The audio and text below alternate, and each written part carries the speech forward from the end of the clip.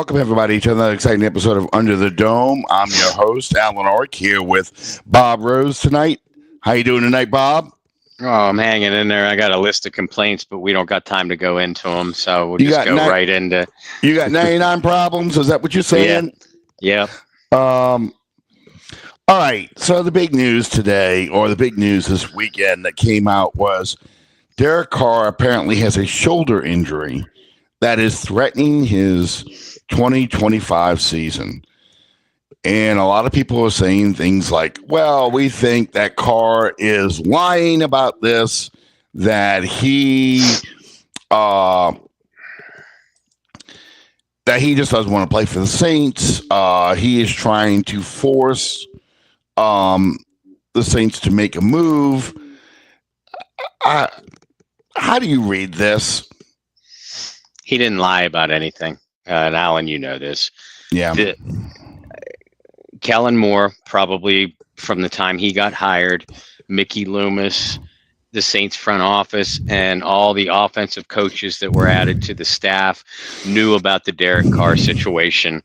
Everybody knew about the Derek Carr situation in that building before they agreed to restructure his contract. They still needed to restructure. The contract restructure had nothing to do with whether Derek Carr was or wasn't going to play. As we talked about it for weeks and weeks and weeks, it was something that the team had to do to be able to sign players and field a football team in 2025. Yeah. Unless, and I know especially the Carr haters were all excited. Oh, yeah, that means they'll be able to cut him and they won't have to pay him. No, unless Derek Carr, and we'd have heard about it already if this is the case, but unless Derek Carr did something to his shoulder that violated some kind of personal clause in the contract, then there was no way that this money was going to get voided. Just because he's hurt doesn't mean that the Saints could move on without paying him the money. Derek Carr is going to be owed X millions of dollars no matter what.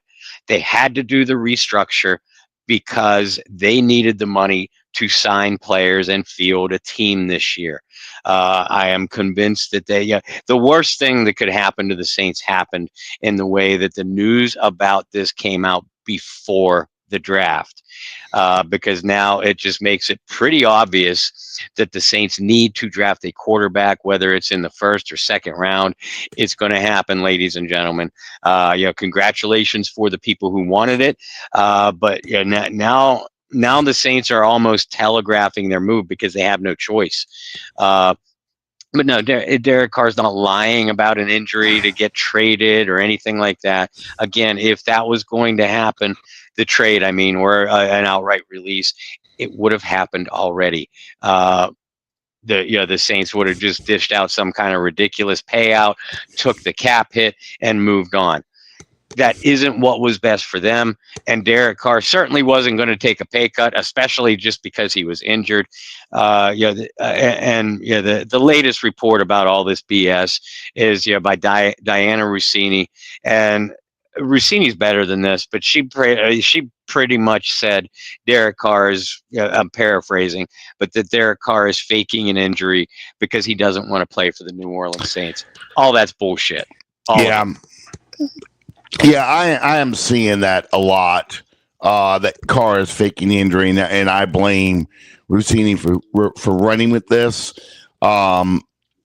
because it doesn't make any sense for him to be faking an injury, because all the Saints have to do is put him on IR, and he's gone for the year, and it doesn't matter what anyone else wants to do because he's gone for the year. Yep. And he gets paid, and that's just the way it works. You're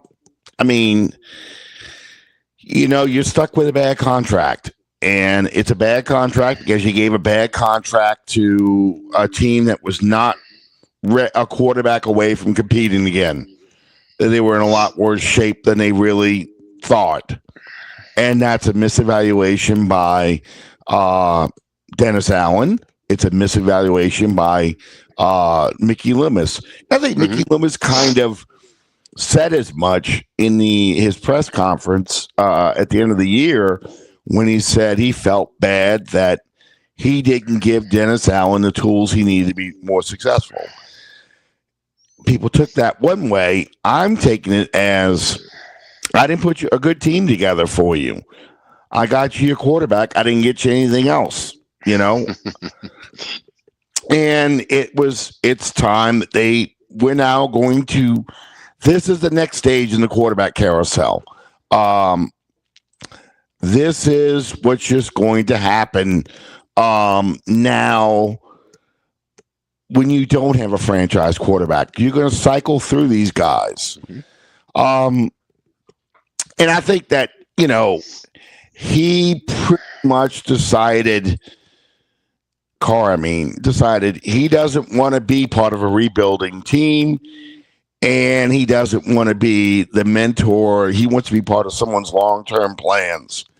And it's obvious he's not going to be that. So he'd rather go on to, say, a team like Pittsburgh or someone like that, where he's got a chance to be part of someone's long-term vision. That feels pretty accurate.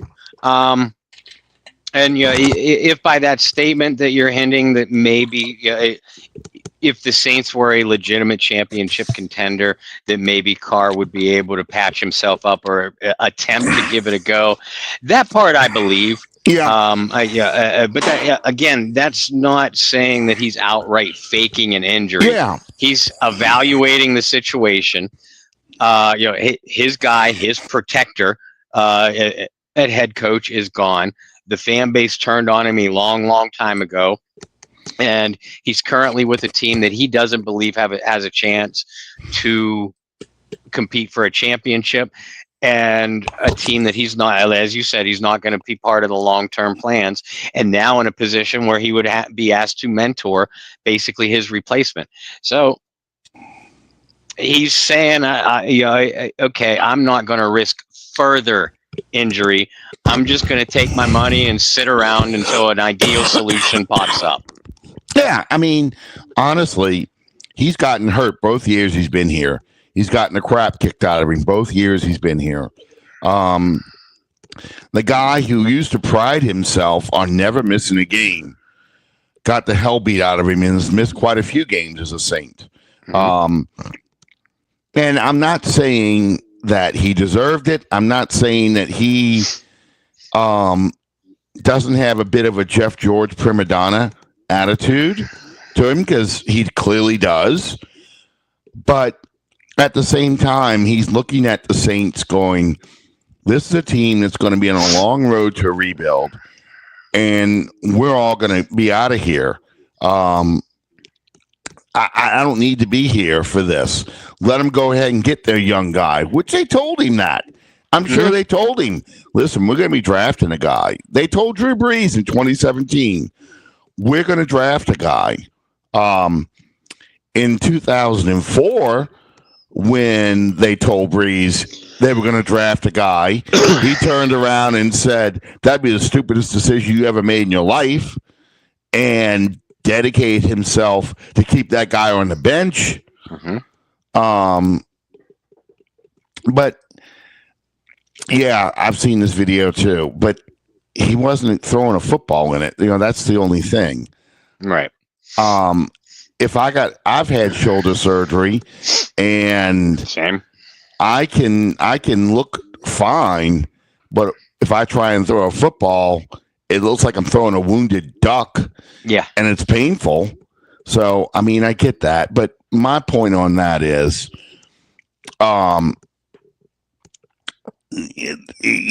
Derek Carr doesn't feel any loyalties to being here. His coach is gone. He knows most of this team's going to be gone within the next 2 years. He just wants out of his contract. Pay me what you owe me and let me go test the market. Saints can't afford to do that.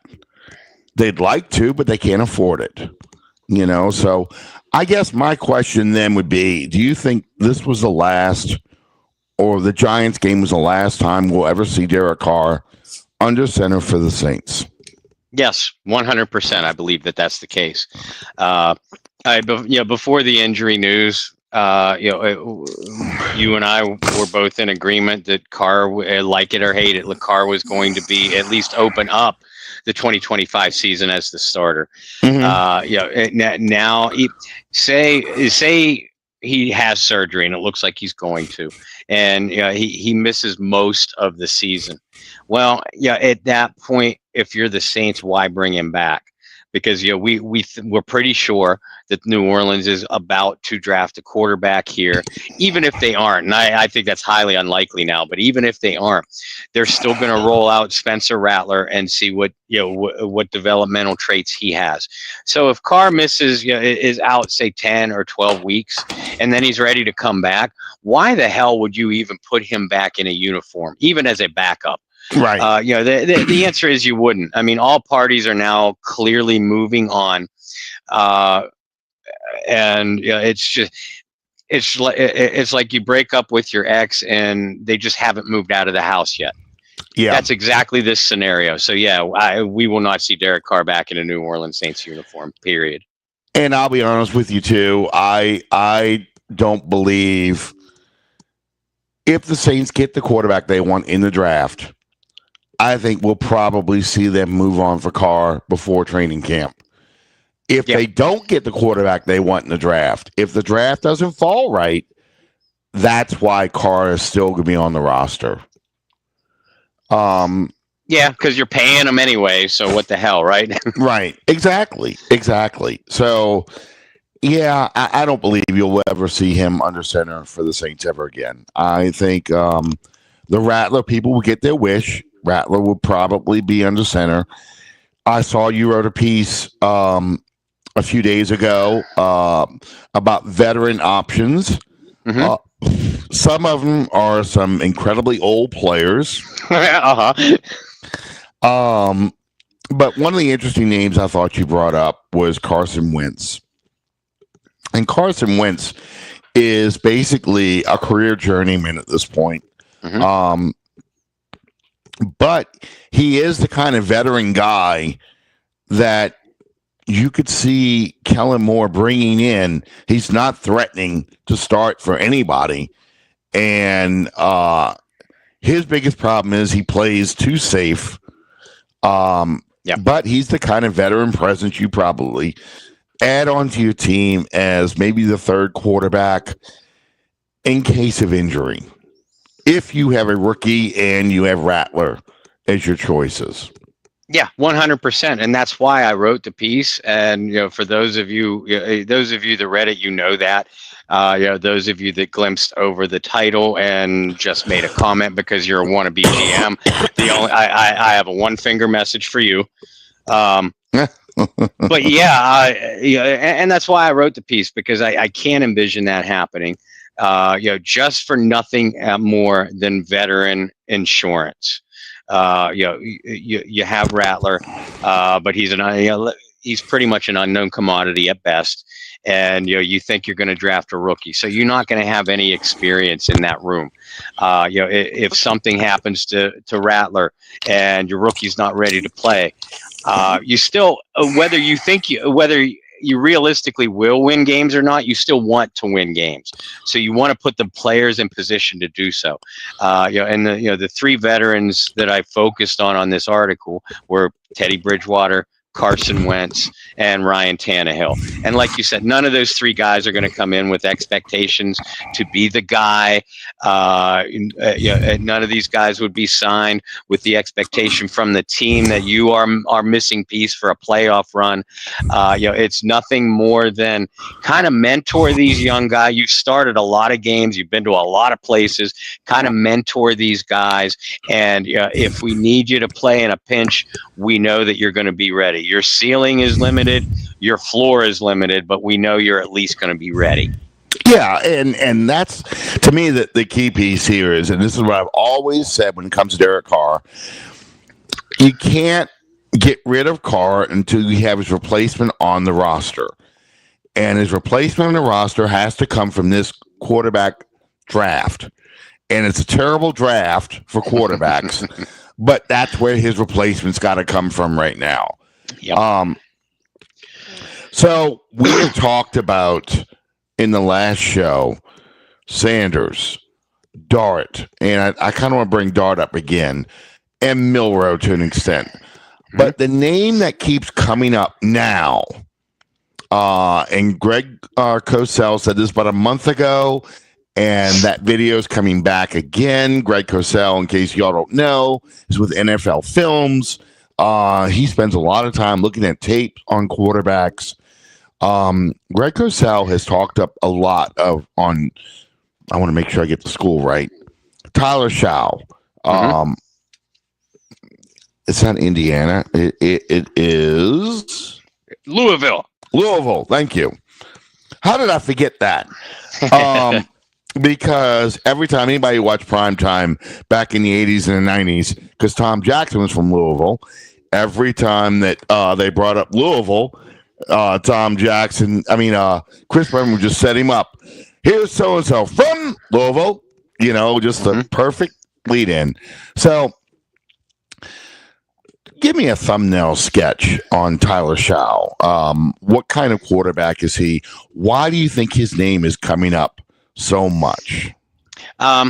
Because he's got a tall, big, physical top pocket presence. He has a rocket arm, and he has, when he hasn't been injured, he has commanded up tempo offenses at Texas Tech and Louisville.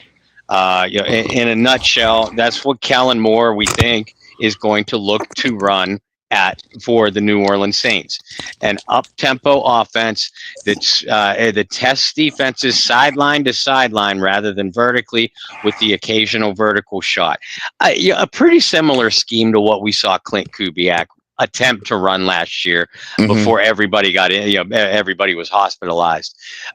So if you're looking for a guy, to run RPOs, Tyler Shough ain't the guy.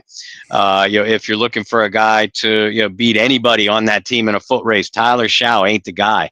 But if you can manage to protect him, keep him upright, keep him healthy, he has a magnificent release. I love watching Tyler Shough throw the football.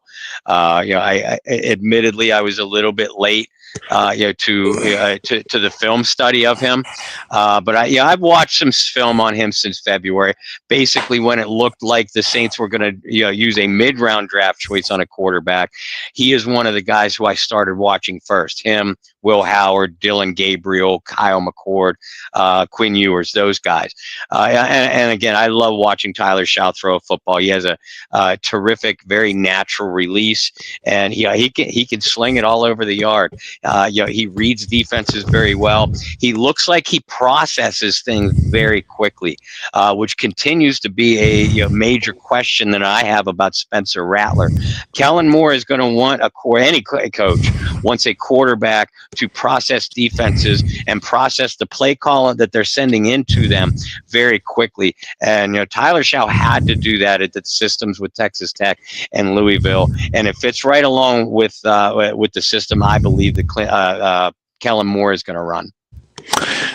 So you hear all these things about him. You're wondering why so many pre-draft discussions have this guy either rated as a 6th or 7th round pick or undrafted free agent.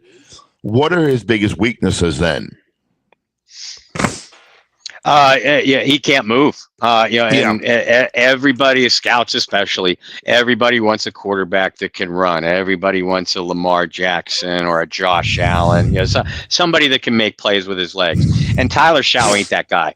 He's just not. He's closer to a Dan Marino and a Peyton Manning, athletically, than he is a Lamar Jackson or a Jaden Daniels. And the second thing on Shough is he's been at 3 different schools. Not unusual for today's day and age, but the reason he's been at 3 different schools is because he's been hurt. He's missed 2.5 complete seasons. As a result, I think he had 6 collegiate seasons, counting injury red shirts. So his age is a little bit up there too. That turns NFL teams off. If you're an NFL team and you want to develop a quarterback, you want him as young as possible to develop him. And Tyler Shough, I don't think he's the oldest quarterback prospect in this class, but he's right up there. So immobility, injuries, and age are the 3 things that drive down his draft stock. And look, I got Kenny Stabler in the background. Speaking of age, lack of mobility, and injuries. You're looking at he's going to be 26 when the NFL season starts. And it was 7 years he's been in the pros. So, not pros, college football, counting his medical red shirt year. So, his injury history is a huge question mark. And I think these scouts must be getting very positive reports about his health that is causing him to rise up the boards the way they are. But here we're talking about the Saints. We just talked about all the injuries they had last year. Does it make sense to draft a guy probably in the 2nd, maybe 3rd round? Because you got 1 second and 2 thirds next year. This year in this draft. Does it make sense to draft a quarterback who's had a lot of injury problems in college? That's the big question mark with him. It is, and on the surface, you got to say no. It doesn't make sense, especially for a guy that can't get out of the way, because you can't protect your quarterback right now. Fuaga we love. Penning had a nice year. Looks like he found a home, but again, he's more of a run blocker than a pass protector. Cesar Ruiz is a human turnstile. Eric McCoy is starting to miss some time with injuries, and you still don't have a surefire starter at left guard. So how are you going to protect your quarterback? And that would be my question for any quarterback that steps in under center, even Rattler or any draft pick. But if you give me a guy that can't get out of the way, that's can't get out of the way and has a history of injuries, that's a far bigger worry. Yeah. That's the biggest concern. And that's why I'm not as pumped for him as I am, which is weird because I like Will Howard a lot, but I'm hearing Will Howard's not even in the Saints' top 5 choices at quarterback. But Will Howard seems to check a lot of the same boxes that Shough checks without the injury issue, and is a little more mobile. He's not a running quarterback by any stretch of imagination, but he is mobile enough to get out of the way of a rusher and can run for a few yards. I'm trying to think about quarterback in recent Saints history would probably fit that mold. Maybe Jeff Blake, by the time the Saints got him, maybe. Blake had a gun for an arm, though. That's the big difference. Yeah. I'm thinking more like maybe Billy Joe Hobart, probably someone more along those lines. Although Hobart tore his ACL and he couldn't run anymore. Not his ACL, his Achilles. But that's somebody who's probably pretty close to that level of mobility that Howard has. So if you're the Saints and you had to rank your top 5 quarterbacks out of this class, who would your 5 be then? Are you letting me count Cam Ward or not? Because he's going to be off the board at number 1. Yeah, don't count Cam Ward. Okay. Look realistically at the guys you would probably be able to pick from. All right, realistically on my draft board, based off of the film that I have watched, I would rank them this way. It is film I've watched and system I believe that Kellen Moore is going to run. That's the kind of mentality I try to have when I watch the film on these guys. So I would rank Jackson Dart, Jalen Milroe, Shedeur Sanders, Tyler Shough, and Quinn Ewers. You had me until Quinn Ewers, but yeah, I there know. you go. There you Well, go. it's what Yeah, if you want, if you wanted me, okay, 1, 2, 3, real close, then a little bit of yeah. a drop, and then a deep drop to number 5. And I like to use the phrase, name out of a hat guy with Derek Carr. When you get down to the Quinn Ewers and Will Howards and Kyle McCords, and if Dylan Gabriel had an arm, he'd be my number 1 choice because he is the best processor of defenses in this class. And if he was about 4 feet 4 inches taller, Right. Yeah. My list is pretty much the same as yours. I would just have Will Howard and Shough as 4-5. Probably put Howard ahead of Shough only because Howard's healthier. But yeah, that's probably my 5 there too. In the top 3, we're probably dead even on the choice. Dart, Milrow, and then Sanders. And I've been arguing with people about Sanders all day long. It feels like for a week or so. What do you think are the biggest weaknesses for Sanders? Physically, his biggest weakness is his release. He can make all the throws, but he has an elongated release that absolutely drives me crazy. And as a result, he's awful when he throws on the run. He has to reset himself, reset his platform, and a lot of times, especially if you're flush from the pocket, that ain't happening. He's extremely accurate when he can set and throw. NFL type accuracy, and that's what I love about him. But yeah, I mean that elongated release. I think it's unless he gets coaching that's going to tighten that and quicken that thing up, he's going to throw a lot of interceptions in the pros that he did not throw in college because the coverage is going to be so much tighter and so much more athletic. I believe he has the ability to process defenses.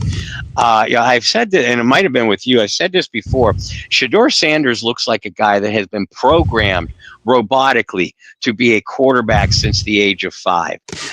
Sent to all the camps, watch all the tapes, did all the drills, but I don't see much improvising from him. I see a very robotic processing. I see very robotic movements. Lately the knock on him has been his lack of athleticism. I mean, okay, he's not a Lamar Jackson or a Jaden Daniels, but he's not a Peyton Manning or a Dan Marino either. He has enough athleticism to get by. I'm not concerned about that. But it's his release. His inaccuracy when he's forced to throw on the move, and just he doesn't show any improvisation when a play breaks down. Yeah, my my knock is, and I think Greg Cosell said it best. He is a piece. He's not the cornerstone. He's a piece of an offense. In other words, if you've got a good running game, you've got an elite offensive line that can protect him, you've got good receivers who can get open, Sanders is going to make your offense hum. He is going to throw good passes to open guys. He will get the protection he needs to stand in the pocket, because he will stand in the pocket to the last minute to release the ball. He generally makes good decisions with the football. But what do the Saints not have? The Saints don't have a very good offensive line. They struggle to run the football. They have very average receivers. They've got 2 good ones, and then the drop off after those 2 is Grand Canyon level difference. So he's not going to be in a good situation with the Saints compared to, say, Pittsburgh, for example, where they've got a better offensive line. Their receivers, they've got 2 of them now, and that's oil and gasoline together. But you still have 2 good receivers, and they will probably draft a running back to get that running game for him going. They believe in running the football. So Sanders would fit there because he would be a piece to make that offense go, a better piece than some of the other pieces they've had. Mm-hmm. So, yeah, I think Sanders took a lot of sacks in Colorado because he had a bad offensive line. He's going to take even more with the Saints. Oh, yeah. And you and I talked about this last time. He tends to drop back and to get away from pressure instead of stepping up. So now a 7-yard sack becomes a 15-yard sack because he keeps dropping back. So yeah, it's just not a good fit. I don't care what the media keeps saying. It's not a good fit for this team right now. No. They need too many other pieces to make him work. He's just gonna get the hell beat out of him here, you know. So if you look at, and I don't believe that's the case, Jimmy Gumbo, I think only one will probably go in the first round, honestly. I know they're going to overdraft. Yeah. They're going to overdraft the Giants right now, talking about taking Sanders again. How many do you think will go in the first round? I think it's possible that one go in the first round, and then after that, Cam Ward is going to go number one. Yeah. While I think it's possible one goes in the first round, there is going to be a team that F's things up. And it might be the Giants. The next team to take a quarterback is going to cause the other quarterback needy teams to say, "Oh my God, I can't wait to get a quarterback anymore. Yeah. I got to go now." So I do think that there's a possibility that I could see three going. Obviously Cam, Shador, Jackson Dart, and I could see Jalen Milroe sneaking in at the latter half of the first round too. Again, if these teams panic, if you get past the Browns, the Giants, the Raiders, the Jets, the Saints in the top 10, and none of these guys pick a quarterback, then it becomes a poker game, and who's going to fold first? And at that point, all those teams that I just mentioned, and the Pittsburgh Steelers, all the teams that I just mentioned, they're going to wait to see who else blinks. Because all of them are doing the same kind of research that the Saints are on these quarterbacks, scouting guys like Shough, Howard, Ewers, McCord, that in any other draft would be not even be considered before day 3. That tells me a couple things. A, that they're desperate for a quarterback, all of them. B, that they don't have a lot of confidence in the top of this quarterback class, and they want to do their research saying, okay, we want to, just like you and I just did, we want to rank our top 5 quarterbacks, and how close do we have these 5 together? And if the number 2 guy on our board comes off, how quickly do we need to move to get the 3rd or 4th guy on our board? And that's going to be the key to this. I think it's a distinct possibility that Cam Ward is the only quarterback chosen on the first night, but at the same time, given that these teams panic, I look for someone to blink first, before the middle portion of the first round, maybe in that top 10, and then after that, all the other quarterback needy teams are going to feel like we have to make a move right now. Yeah, I totally agree with that, because first off, I think once you get past the Saints, the only other 2 teams that even would consider drafting a quarterback in the first round of the Steelers and the Rams. Yes. So that means the Giants, the Browns, assuming they didn't, and even the Raiders, assuming they didn't draft a quarterback in the first round, now start calling those teams either right in front of the Steelers, or if the Steelers pass on it, start calling the Eagles, the Chiefs, the Ravens, those teams at the bottom of the draft in the first round to get ahead of the other teams that are picking, depending on who we're talking about, that are picking at the top of the second round, because where I think the quarterback should go is all in the second round. Agreed. But where they're going to go, like you said, depends on who blinks first. If we see the Browns just made a trade to get back into the first round, they're taking a quarterback. Mm-hmm. And if that happens, let's just say Shedeur Sanders falls, okay, past the Saints. The Browns trade up to go get Shedeur. So they trade with, I don't know, Vikings maybe. I'm not even sure what the draft order is. Let's say they draft at 17. They trade to spot 17. Well, the Steelers start going, wait a minute, they go Shedeur right in front of us. We better take Jalen Milroe now. Yep. Or Jackson Dart now. And that's where the run will start. Because once that happens, they know the Steelers are going to do it. So now they call him. Can we trade with Los Angeles Chargers? They're picking 22. We'll trade with those guys so we can get whoever is left out of Sanders, Dart, and Milroe. And then they'll make that move. So now you're looking at Shough, Howard, Gabriel left in the second round. That's when it becomes a challenge. That's when you start seeing a lot of things go wrong. But at the same time, think about who is falling out of the first round once those teams start trading out. That's then, as a team like the Saints, you start going, wait a minute. Do I want to take Shough at 40?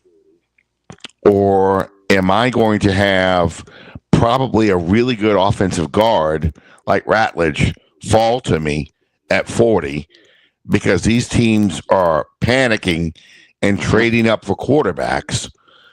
Or am I going to take a cornerback maybe because I took an edge rusher or a tight end or a wide receiver at 9? So that's where the intrigue comes in. That's what makes it so hard to predict on how things are going to shake out. Yeah.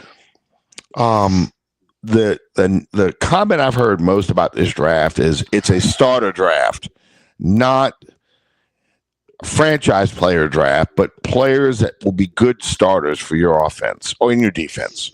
You think that's a pretty fair assessment? Yeah, 100%. I mean, there's a lot of players that I like in this draft at several different positions. There's a handful of positions that I think have good depth well into day 2 and maybe even early into day 3. But there's not very many absolute standout players that I see here. I mean, even Cam Ward, who is the consensus top quarterback in this class, he has a whole bunch of flaws in his game where if you dropped him into last year's quarterback class, Cam Ward might not be a first-round pick. So I don't even consider Cam Ward a star-studded pick, a good pick, potentially very good pick. But yeah, and you said it many times yourself, and I agree with you, especially this year, that the meat of this draft is between the very end of the first round and the very beginning of the fourth round. I think that you can get all kinds of quality players there, not just immediate contributors, but potential long-term starters at several different positions. Yeah, I did a mock draft this afternoon, actually. Just going through some stuff. And what I did, I traded down twice from 9. Mm-hmm. I traded down to 20 with Sean Payton. Then I traded with it wasn't the Steelers. Somehow I ended up at 23. So I think that's the Chargers. I'm not sure who I traded with. But anyway, I ended up with the 23rd overall pick. And I took Campbell, the linebacker from Alabama, with the 23rd pick. Love him. But in the process, I picked up 3 second rounders. So I had the 40th, 51st, and 54th pick. And yeah, I did it. I took Dart. I went Ole Miss all the way through. Dart, Amos, and Trey Harris. Love all 3 picks. With all those picks. I mean, I don't feel like I don't think that's what's going to happen, but I got 3 guys I felt like could play right away for the Saints. And then I went back to Georgia at 71, took Dylan Fairchild at the guard. I took Calvin's kind of player, Deion Walker from the defensive tackle for Kentucky at pick 93. I finally got my edge rusher at 112, Tyler Barron, the edge rusher from Miami of Florida. I love him too. Yeah. And Damian Martinez at pick 131, the running back from Miami. So, I'm going back to the same schools over and over again. But I'm picking teammates. And then at pick 184, Highland Pierce, the offensive tackle from Rutgers, a mammoth guy. He's got a little lead in the foot. It's hard for him to move. But as a third tackle, a guy you're just throwing out there to see what he can do, it's pick 184. It's not that bad of a pick. And then picks 248 and 254, Trevor Etienne from Georgia, the little running back, is a kick returner, and Craig Woodson, the safety from California, Cal Berkeley, who I was surprised was still down there. But yeah, just as a safety. So, I mean, it's a lot of picks. I got 11 picks. I turned 9 picks into 11 picks. I mean, that's to me, and part of this, you got to keep in mind, I've done this simulator too many times. I start figuring out, if I do this, what does that start? So I start jumping ahead of guys and getting players. But yeah, Flavor Dave, that's why I highlighted your comment. It's exactly how I feel. It feels like the Saints should have 2 more picks in the top 100. And I've got, with this mock draft, I managed to get 6 picks in the top 100. That's great. I mean, to me, that's ideal. You're getting a lot of starters, a lot of guys, young guys that you can start plugging in and working into the system. I mean, you can't really ask for much else because the Saints need help everywhere. So, yeah, it sucks that it feels like that they're forced to pick a quarterback here.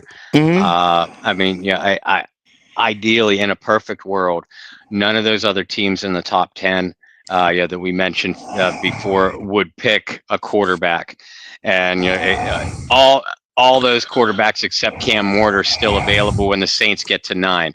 Well, at that point, and Mickey Loomis has never ever done it, but I hope to God that this is the first time. At that point, you sit there with Kellen Moore and you say, Kel, how many of these quarterbacks are still on the board that you like? Well, Mick, I got three quarterbacks that I could play with. All right, well, all 3 are still on the board. Let's entertain some of these calls to trade into 9, from teams that aren't going to be drafting a quarterback.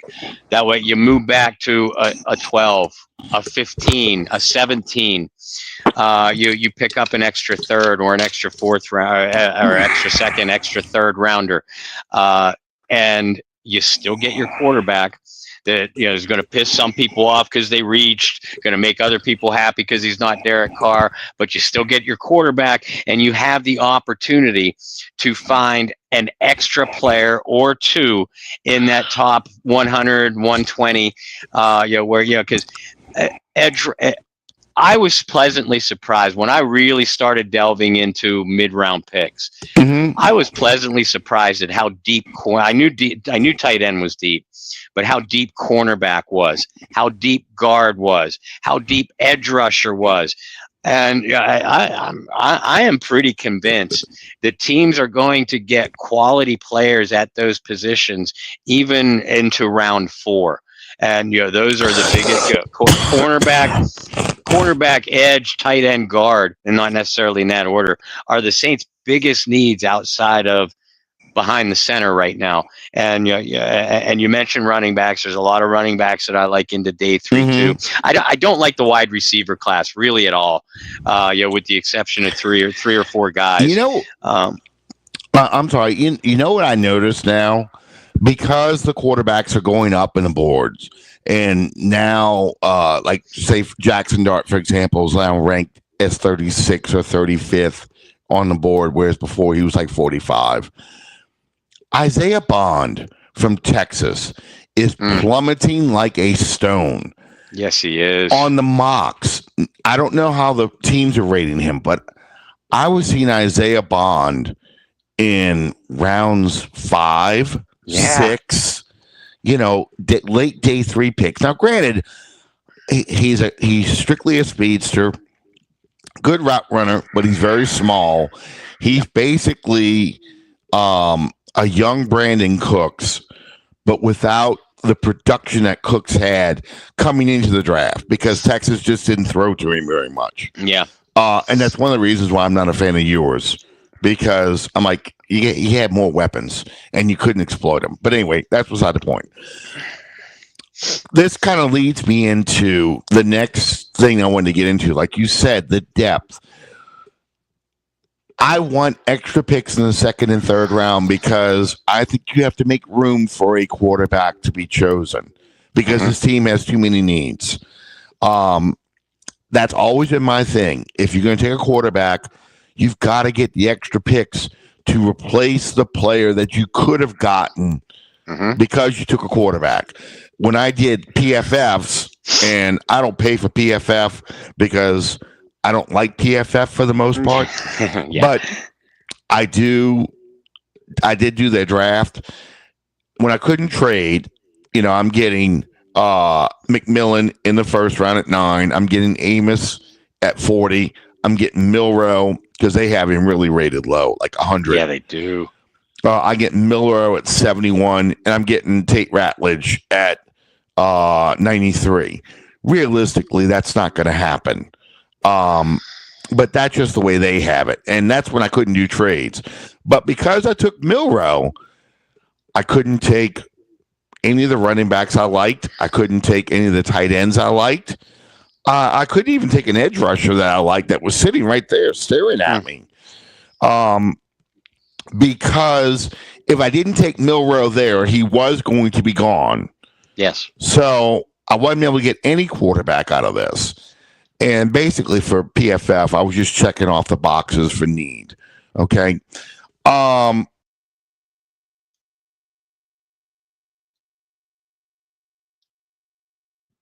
lost your sound.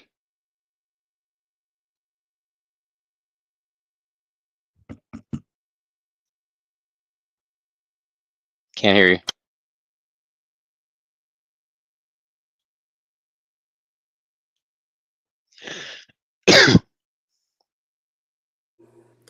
How about now? Can you hear me? Yeah, you're back on now. The headphones kicked off.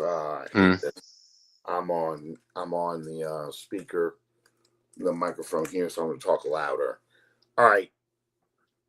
So with 2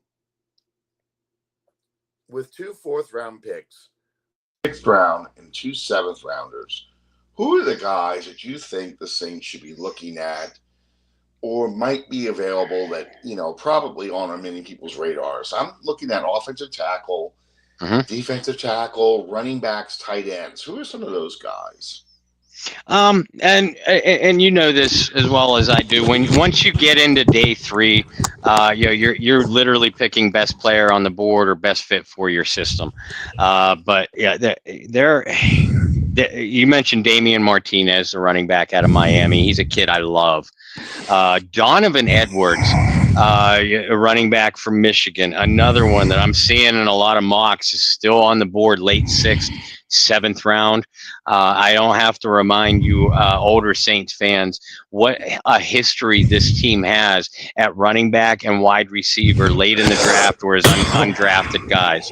And I'd like to amend what I said before about not liking the wide receiver class. There are wide receivers that I like in this class, but the Saints already have those guys, the smaller, quicker, explosive guys. What this team needs are bigger bodies. Well, I mean, Tet McMillan's going to be going in the 1st round. You mentioned Trey Harris. I did a draft profile on him earlier today. Bigger wideout from Mississippi. He'll go late 1st, early 2nd. Jaden Higgins from Iowa State is a big wide receiver, day Love 2 him. pick. So do Love I. him. Savion Williams, guy who's Yes. still learning his body, learning how to use his body. But a big guy and a hell of an athlete from TCU. Ty Fenton, another big-bodied receiver from Maryland. He's going to be a day 3 pick too. Tight ends. And we all love Tyler Warren. I think it's just time for you and I to accept, Alan, that ain't going to happen. I know. But back to the Hurricanes. Elijah Arroyo is a really, really good receiving tight end. Again, that late day 2, early day, anywhere from late round 3 to early round 5 range. Aronde Gadsden Jr. Glad you brought him up. From Syracuse, and he's a guy that's rising up the draft boards. But I still think he's just the kind of the flavor of the mocks right now. I still think ultimately, because of the depth of tight end in this year's draft, I still think that Gadsden is probably available late day 2, early day 3. Gavin Bartholomew from Pitt. He's going to be a mid to late day 3 pick. He's not the kind of guy that's going to beat many teams with his athleticism. He's more like a Foster Moreau than he is a Jawan Johnson.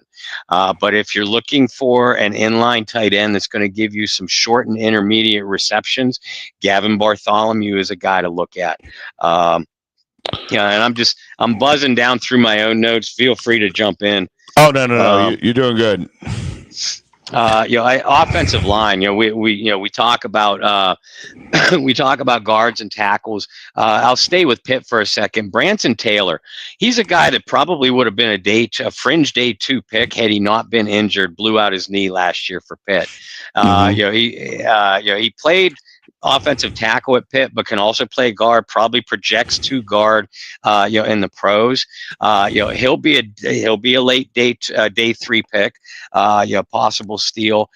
Charles Grant, the tackle from William & Mary, is a young man you mentioned before. Him and the guard Cooper Mays from Tennessee, and another guard Jackson Slater from Sacramento State.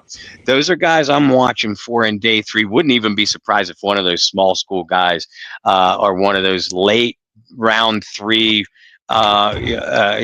late round 3 announcements that make all the guys except Kuiper go, wow, it's a surprise he went this early, and then Kuiper will say, oh no, I had him here.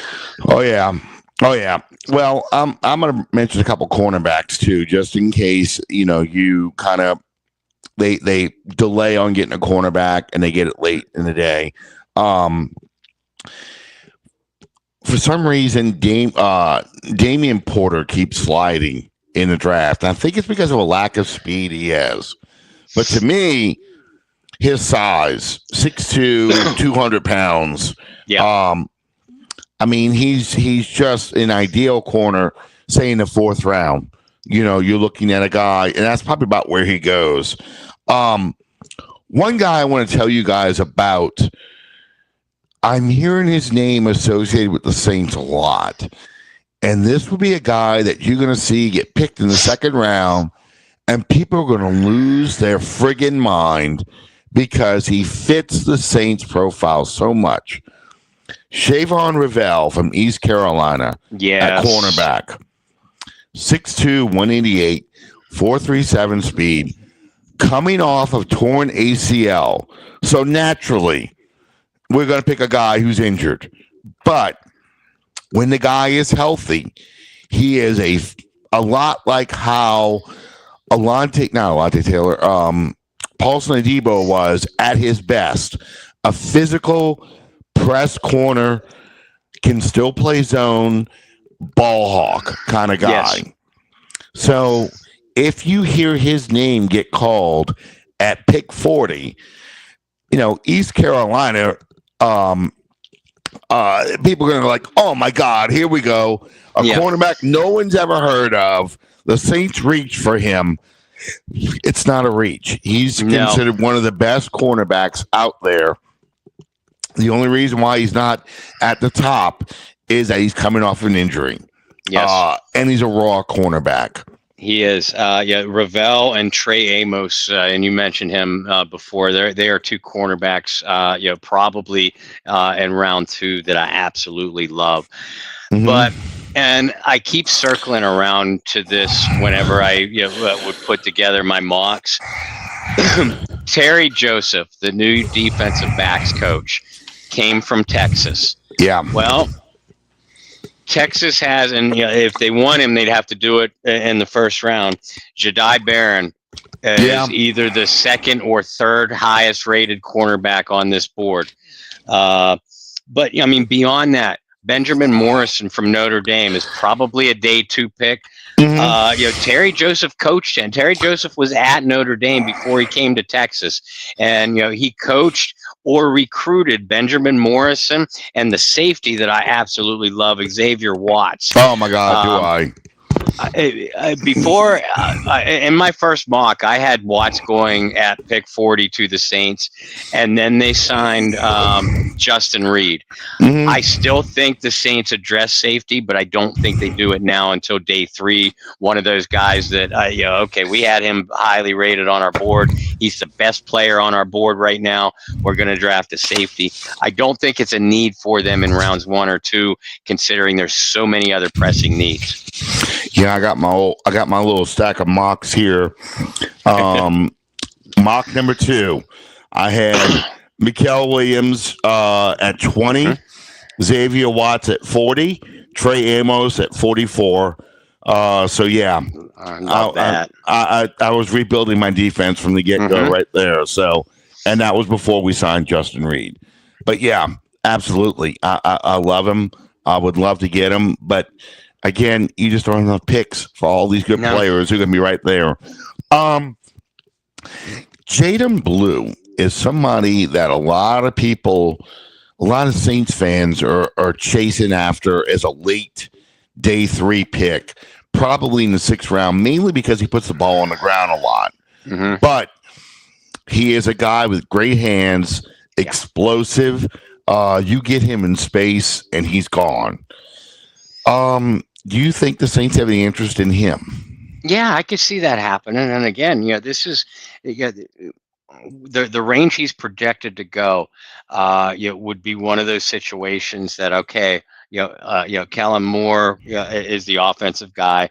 Brandon Staley is the defensive guy. Brandon, who's the top guy on your board right now? Kellen, who's the top guy on your board right now? Top 3 guys probably from each coach. And the Saints have gotten some real players that way. We don't have enough time left in the show, and I don't have enough energy to go back through the history. But it's a lengthy history of day 3 hits. So yeah, I can absolutely see it. I mean, the way you draft in day 3, folks, you literally are taking the best fit for your system. You're not taking guys who we think we can develop him into a starter. I know all the fans like to say, like to throw out the names at different positions. This guy was a day 3 pick, that guy was a day 3. We all know the list. But statistically, that's still improbable. And that's not the way teams think going into this draft, that we're going to find the next Marcus Colston in the 7th round, or we're going to find the next Dak Prescott in the 4th. That's not the way they think. You can't think that way. Otherwise, you're going to be out of a job. They're picking purely best player available for the system that we want to run. And a lot of familiarity, too. The Saints, especially on defense, have a lot of coaches, newly hired coaches that as recently as last year, coached in the collegiate ranks. That's where these familiar ties are really going to start to pop themselves up, not only with if they draft a certain guy, but also if a certain guy is available that one of these guys coached and the Saints don't draft him. Okay, well, fans that are going to be saying, why didn't they draft so-and-so? Well, they had his collegiate coach on the staff and elected to pass on him. That tells me all I need to know. Okay, so Calvin asked for Ty Hamilton. My only question with Ty Hamilton is, does he really fit a 3-4 scheme? Yeah. I mean, He's 6'3", 293 on this one, 295 on the other book I've got. Um,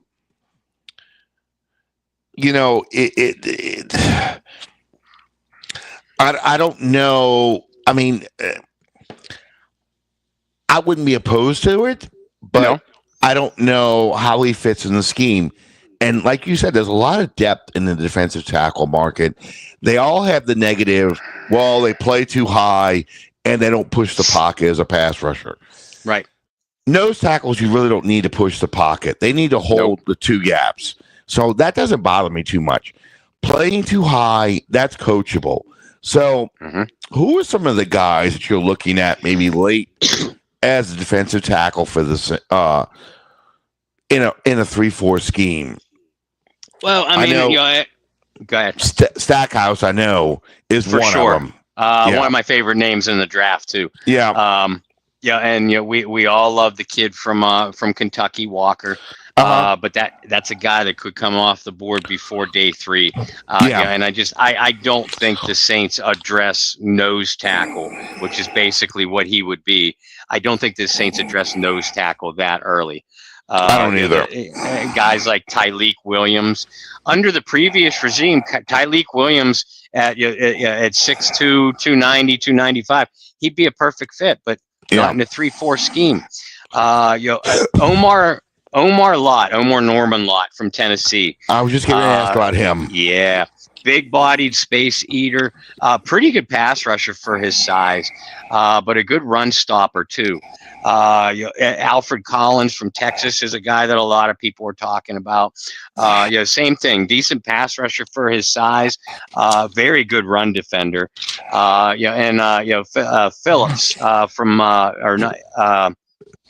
Phillips from Maryland, I believe. I'm leafing through my own notebook. Jordan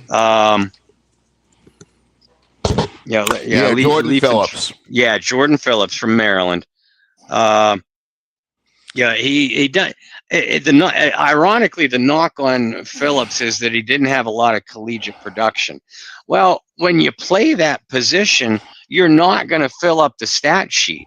All I need you to do is get a little bit of push as a pass rusher, and more importantly, tie up multiple blockers and stuff those running lanes. The Saints have not had a guy, even in a 4-3, you, me, and Brendan were talking all last year, the Saints just do not have a big-bodied run stuffer. That's the kind of guy that you can get with day 3. Those are the kind of guys, Stackhouse, Phillips, Walker. If he falls to the 4th or 5th round, I'm sprinting up the podium to get Walker. Lott. Those guys fit that profile that Brandon Staley is going to need. Yeah, the only other name I'd throw in there is Cam Jackson from Florida. You have to kind of watch his weight, which is like a nightmare to have somebody from New Orleans doing that. But so that's the challenge with Cam Jackson. But it's 6th, 7th round pick, okay, so it doesn't work out. I mean, you just need guys who can tie up blocks to free linebackers to get to the quarterback. We haven't talked a whole lot about linebackers, though. Are any linebackers that really kind of pop out to you? Because we do need linebackers. You and I both like Jihad Campbell, but if you're going to get him, you might even have to take him in the 1st round. The other two guys, my favorites in this draft, are Jay Higgins from Iowa. First of all, any Iowa defender, is going to be a hard-nosed, technically, fundamentally sound guy. Jay Higgins, a little bit underweight at the position, undersized. Not Sam Mills undersized, but he's not. He's not big, and it's going to be a knock against him. I say good because that knock against him is going to drive him into day 3. This man can play. This man can read defenses. This man is a tenacious pursuer of the ball. Not great athleticism, which brings me to my other linebacker that does have the very good athleticism. Dumas Johnson from Kentucky. him and Chris Paul Jr. from Mississippi, are two linebackers. I'm hoping make it past the third round into day three, because I think that they could be real finds and instant contributors. Whether a team runs a 4-3 or a 3-4, they're off the ball guys. Who are effective enough blitzers, where they're going to be effective in any scheme.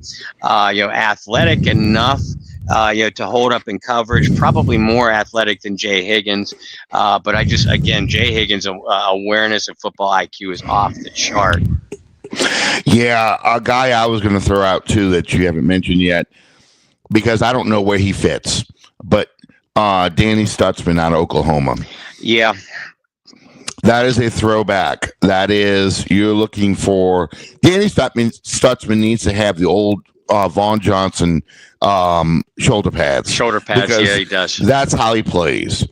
He's 6'4", 240. But if you're looking for a middle linebacker or an inside linebacker, that's your guy. Mm-hmm. You put him behind somebody who ties up the center and guard, a good nose tackle, and just let Stutzman flow to the inside running game. No one is running the football on the Saints. No You're one. Right. You are right. He is waiting. He is praying you call an inside run play. So he's not a fast guy, and that's why I think he probably falls. But that's somebody I love. I really, really like him, but I'm old school. I like guys who play like that. Most of the guys you mentioned, pretty much, that's who I was looking at. Outside linebacker, once you get past the edge guys, the only guy who I can see maybe as a late day steal if he falls, Q Robinson from Alabama. Yeah, because he's coming back from a torn ACL, but I don't think he's a secret. He's light in the pants, but he's 6'4". I don't know how teams are going to rate him based on his injury history, because he's not had a healthy season, and that's why I have him going late day 3. But I've seen other people, grabbing him in the 3rd round. Just because the potential is there. Right. And he comes from Alabama. It's just, I wouldn't take him that early because of the injury history. And he is so light in the pants. He's like 230, which is almost safety-ish in his size. But I think he'd be an outstanding outside linebacker for a weak side blitzer. If he can stay healthy, just a great option. But okay, that's pretty much what I kind of wanted to cover, was just some of the late round gems, guys that we could be looking for late in day 3, especially when these guys are going to be doing their interviews and these names are popping off the board every 5 minutes, and then they do a wrap up, of 15 guys. The last 10 players drafted, just people to look for. What do you have coming up in the Bayou Blitz tomorrow night? We have, if he's back from his 2nd consecutive cruise, and I'll know this tomorrow morning, Tyrone Hughes is going to join us. Tyrone has an opinion on everything. Oh, yeah. I know for a fact that Tyrone Hughes is a huge Shedeur Sanders fan. Loves his, is in love with his accuracy. So when I talked to Tyrone briefly late last week, going into the weekend, he said that he was a go to join Brendan and I tomorrow. So hopefully, his schedule meshes up, because I'd love to have him on. We're going to certainly talk about defensive backs, because that's his position. But until it's not the story, the main story continues to be quarterback. And I'm sick of the word quarterback. I don't know about you. I'll be glad when it's over. Oh yeah, and people are asking me, are you ready for the draft? I'm ready for the draft in January. By now, I'm ready for it to be over. I'm sick of torturing my mental capacity with mock drafts. I'm sick of answering the same old question. The same old response. Oh, I like Jackson Dart, but not at number 9. Why? If he's the quarterback you want, and this is, I'll make this quick, and then we'll sign off. If he's the quarterback you want, Jackson Dart, Shedeur Sanders, Jalen Miller, fill in name here. If he's the guy you want, and you don't have a quarterback, then why the hell wouldn't you pick him? Yeah, he's a reach, and it sucks that you are in a position that you have to reach. But are you going to play Russian roulette? I doubt it. It's not smart. It's not smart. And again, it sucks. Is Jackson Dart or Shedeur Sanders or Jalen Milroe the 9th best player in this draft? Not even close to it. Not even close to it. They might not even be top 50 for me. And there's no disrespect to them. I like all 3 of them. Different things of their game. But I agree with y'all when you're saying not at 9. But you have to live in the real world too. If you don't have if you like Jackson Dart or any of these guys, if you like one of these quarterbacks better than Spencer Rattler, then you have no choice. You cannot wait. You cannot. And the only thing I'm going to be angry at is if the Saints trade up to get any of these guys. I will lose my what if that happens. If they draft Milroe, Dart, Sanders, any of them at 9, again, I prefer they trade back, pick up their quarterback, and pick up another pick or 2 in day 2. But if they pick a guy at 9, I can see the logic. I can totally see the lie. That's telling me, okay, this is the guy you want for your system. You didn't want to take the chance to wait and lose him, so I get the logic. But if you trade up, that's the biggest mistake the Saints can make in this year's draft, is trade up for, frankly, anybody, but especially a quarterback. Even Cam Ward? Even Cam Ward. I'm not paying the you suck and you have to give away your future tax that it would take to get Cam Ward. I would trade up. If I'm trading up for a quarterback, I would trade up for Cam Ward, but I'm not paying that tax. I'm considering the price that it would take to get Cam Ward. Yeah, because Cam Ward is the only quarterback I think, honestly, is ready to start week 1 of the 2025 season.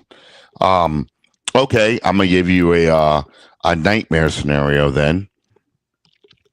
Saints don't get the quarterback they want in the first 3 rounds for whatever reason. They weren't able to trade up, and they passed at 9, and they were all gone by 40.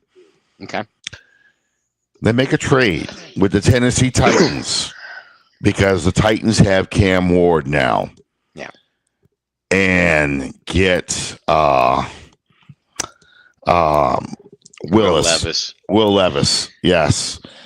They now have Will Levis, Spencer Rattler, and just to add to this nightmare fuel, Quinn Ewers as the 3 quarterbacks on this roster. Who are you starting? It'd be a clear camp competition between Spencer Rattler and Will Levis. Both similar players. Neither of them can read a defense worth a squat. Neither of them have had an accurate NFL evaluation yet because of injuries and the situation around them. So, it's and again, I can make the logic behind a trade for a Will Levis, depending on what you gave up for him. If you gave up anything more than a 6th round pick next year, then you need committed because you're absolutely insane. Right.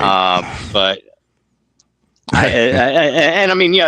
and I have similar philosophies, educated by the great Mike Detillier. If you don't have a franchise quarterback, then the next best thing you could do is build your team to be as competitive as possible. So that way, when you get your franchise quarterback, you are ready to win right away.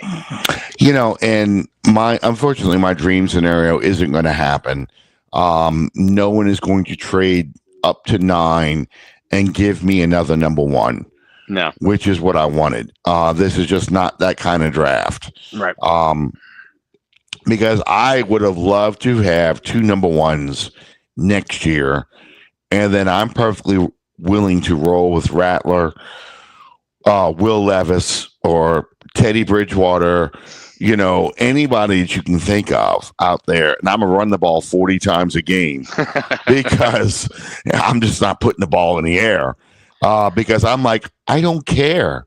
At the risk of sounding like Tommy Lee Jones in The Fugitive, I don't care.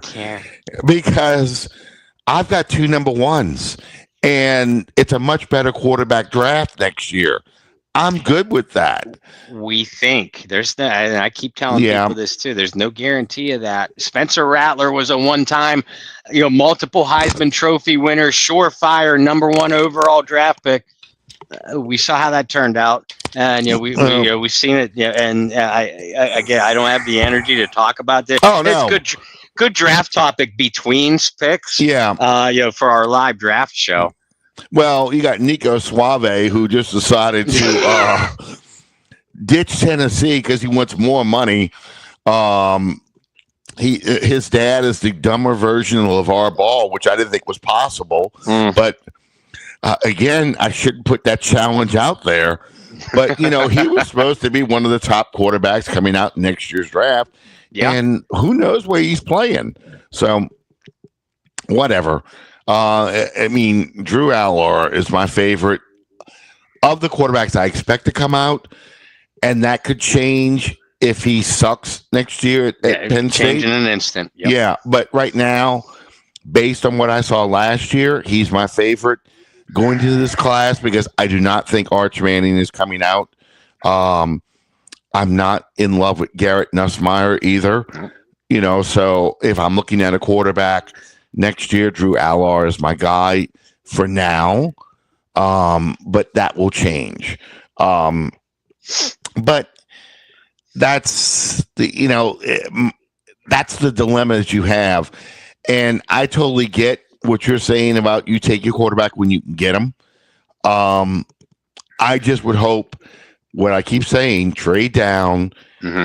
They'll still be there before 21. And if you pick up extra picks, you've made room for that quarterback to get picked. And that's all I ask for. I just can't see doing 9 and then my next pick at 40, and I still have all my needs.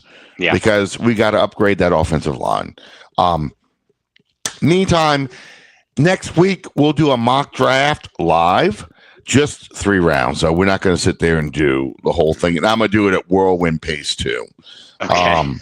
Because I mean, I can do the PFF one.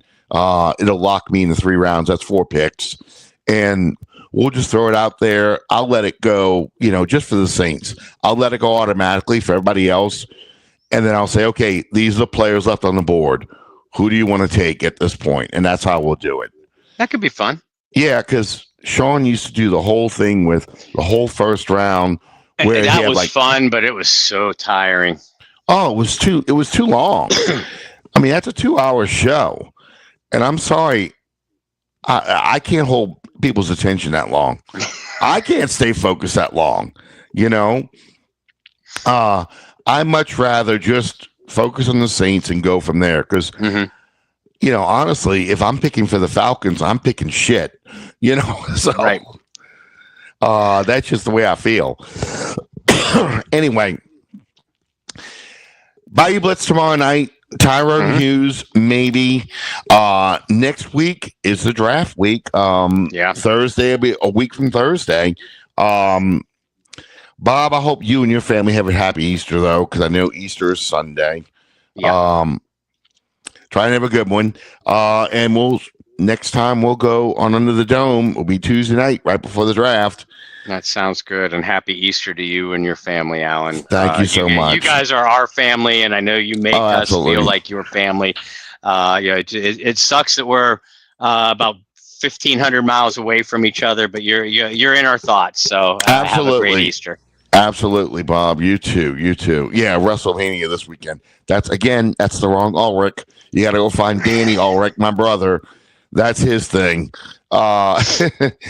And Sean, as usual. But in the meantime, you guys have a great week, and we'll see you next week on Under the Dome. Good night, everybody. All right.